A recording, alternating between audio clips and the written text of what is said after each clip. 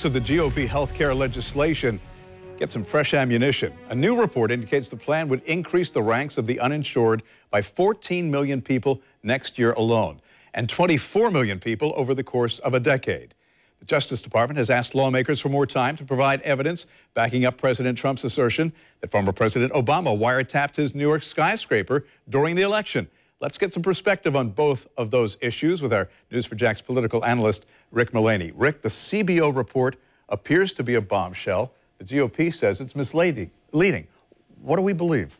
Well, there's no doubt even before the report that the Republican plan had its detractors on the Republican side and on the Democratic side. The CBO report clearly is a problem with what it outlines.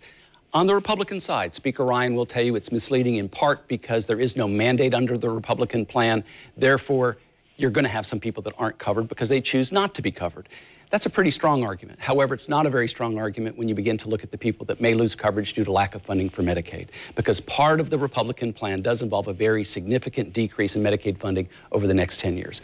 Also, the Republican plan, or those who argue in favor of it, say that the CBO report does not take into account the regulatory scheme that would follow and other sorts of changes in the law, such as competition across state lines. But there are those who say when you look beneath the surface, what we're doing is showcasing class warfare and trading health care for the poor for tax cuts for the rich. I think it's a little early to come to that conclusion. This is so complicated, as the president noticed himself a couple of weeks ago.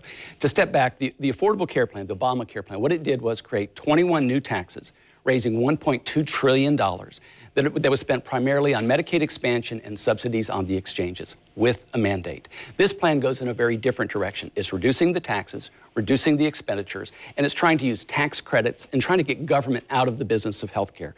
There's a new regulatory scheme that they would like to put in place, competition across state lines as they try to tout, which I don't think is a silver bullet, but it is touted. So some may characterize it that way, Bruce, but I think you have to let this play out a little bit. I think you will see amendments to this plan. Oh, there's no doubt that they're coming. But does this break the president's campaign promises? Cover more people, reduce premiums, avoid cutting Medicaid, and leave no one worse off? There is no doubt, if you took the CBO report at face value, that the CBO report is inconsistent with what the president has been promising.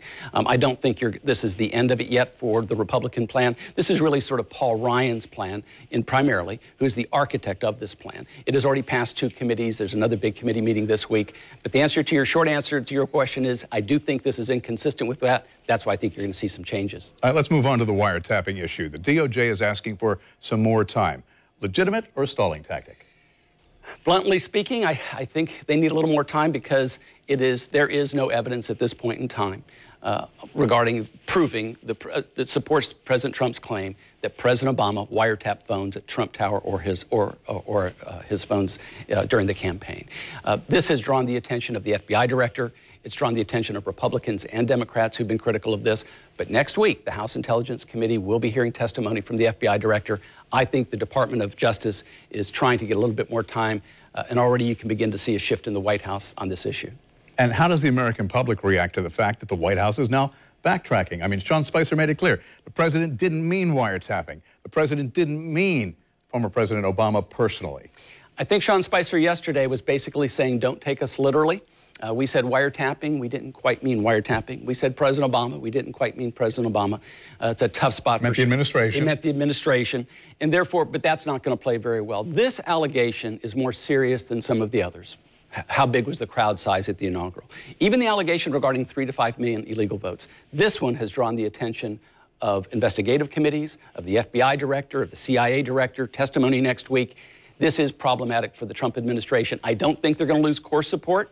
Detractors will be more inflamed, but it is a very serious credibility issue, and I think that Trump has a problem on this one.